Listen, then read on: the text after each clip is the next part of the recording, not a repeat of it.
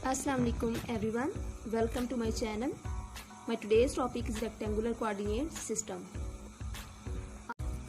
Rectangular coordinate system एक Cartesian नामी scientist ने इस सिस्टम का कॉन्सेप्ट दिया था, इसलिए इसको हम कार्टेशियन कोऑर्डिनेट सिस्टम या रेक्टेंगुलर कोऑर्डिनेट सिस्टम कहते हैं। यहाँ देखेंगे कि 2 डायमेंशन में वेक्टर की डायरेक्शन हम कैसे फाइंड करते हैं, यहाँ प्लेन के बारे में देखेंगे। तो सबसे पहले 2 एक्सिस एक दूसरे के परपेंडिकुलर 2 लाइंस ड्रा करते हैं। This lines drawn at right angle to each other known as coordinate axis. First line horizontal, then vertical line draw करेंगे। इसकी राइट साइड जो है ये पॉजिटिव एक्स एक्सिस कहलाती है, इसकी लेफ्ट साइड जो है वो नेगेटिव एक्स एक्सिस कहलाती है। अपवर्ड में ये जो है ये वाई एक्सिस कहलाता है, पॉजिटिव वाई एक्सिस, और ये डाउनवर्ड नेगेटिव वाई एक्सिस कहलाता है। इसको हम फर्स्ट क्वाड्रेंट कहते हैं, इसको सेकंड, इसको थर्ड और इसको फोर्थ क्वाड्रेंट कहते हैं।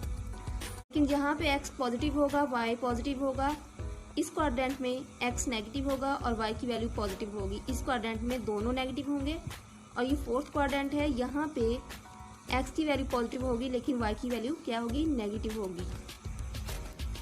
अब हम एक पॉइंट लेंगे P और हमने इस पॉइंट P तक एक वेक्टर ड्रा करना है। अब इस पॉइंट तक पहुंचने के लिए हमें कुछ डिस्टेंस x एक्सिस में मूव करना होगा, तो उसे हम a कोऑर्डिनेट कहते हैं।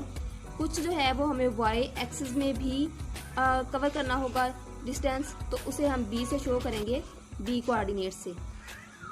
किसी पॉइंट की लोकेशन का पता चलाना है या किसी पॉइंट की लोकेशन बतानी है तो हम क्या करते हैं, 2 कोऑर्डिनेट्स को यूज करते हैं। ये a x एक्सिस के लिए और b y एक्सिस के लिए यूज किया। अब ये तो थी लोकेशन की बात। अगर हमने डायरेक्शन फाइंड करनी हो या हमसे वो पूछे कि जो वेक्टर है इस वेक्टर की डायरेक्शन कौन सी है, तो हम ये तो नहीं कहें नॉर्थ या ईस्ट के मिड में है कहीं, या हम ये भी नहीं कह सकते कि पॉजिटिव एक्स एक्सिस और पॉजिटिव वाई एक्सिस के दरमियान में कहीं है। यहाँ पे तो बहुत सारे वेक्टर्स हो सकते हैं, बहुत सारी पॉसिबिलिटीज हैं। तो इसको बताने का तरीका ये है कि हम एक एंगल यहाँ पे एक एंगल लेते हैं और ये एंगल जो है ये पॉजिटिव एक्स एक्सिस के साथ होना चाहिए। पॉजिटिव एक्स एक्सिस के साथ एक एंगल ये वेक्टर बनाता है। यहाँ से पॉजिटिव एक्स एक्सिस से स्टार्ट करते हैं और ये मूव करते हैं इन एंटी क्लॉकवाइज डायरेक्शन। ये वेक्टर जो है जैसे जैसे मूव करेगा ये एंगल जो है ये एंटी क्लॉकवाइज डायरेक्शन में होना चाहिए। यहाँ पे लेट्स सपोज ये 45 है, यहाँ पे जाएगा 90 हो जाएगी इसकी वैल्यू, यहाँ पे जाएगा 120, 180, इस तरह सो ऑन ये मूव करेगा, लेकिन डायरेक्शन जो है इसकी एंटी क्लॉकवाइज होनी चाहिए। तो direction of vector in plane is denoted by an angle theta which makes angle with positive X axis in anticlockwise direction. 2 reference lines drawn at right angle to each other. These are known as coordinate axis. ये जो है ये coordinate axis हैं, इनका origin जो है O। अब हम बात करते हैं स्पेस की, वेक्टर इन स्पेस।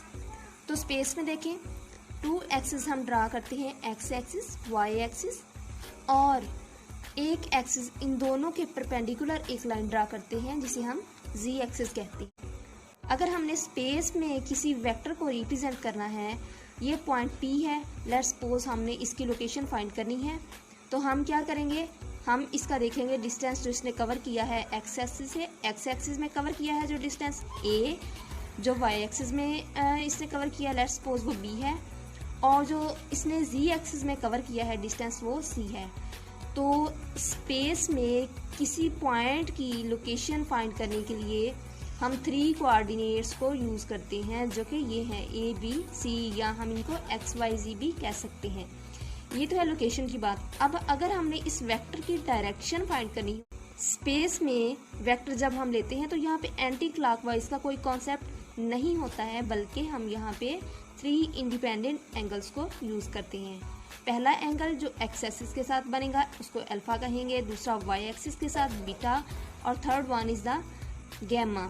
तो गैमा जो z एक्सिस के साथ इस वेक्टर का एंगल बनेगा वो गैमा कहलाएगा। तो इस तरह हम 3 angles alpha, beta and gamma को यूज करते हुए इसकी डायरेक्शन बता सकते हैं वेक्टर की। The direction of vector in space is specified by 3 angles which the representative line of vector makes with X axis, Y axis and Z axis. तो इसे हम स्पेस भी कहते हैं या 3D कहते हैं, जबकि ये वाला जो सिस्टम है इसे हम प्लेन कहते हैं या इसे 2D भी कहते हैं।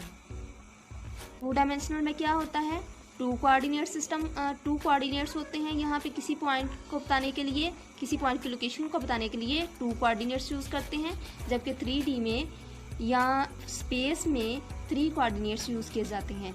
यहाँ पे क्या होता है, यहाँ पे हम इसकी डायरेक्शन बताने के लिए वेक्टर की एक एंगल लेते हैं। वो एंगल होता है, वो एंगल जो ये वेक्टर पॉजिटिव एक्स एक्सिस के साथ बना रहा होता है और ये मूव करता है एंटी क्लॉकवाइज डायरेक्शन में।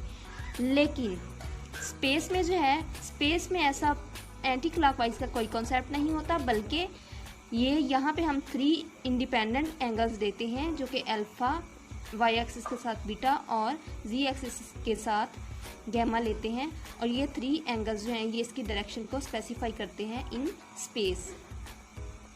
ये था हमारा आज का टॉपिक। अगर आपको वीडियो अच्छी लगे तो लाइक कर दें, शेयर कर दें और मेरे चैनल को सब्सक्राइब कर दें।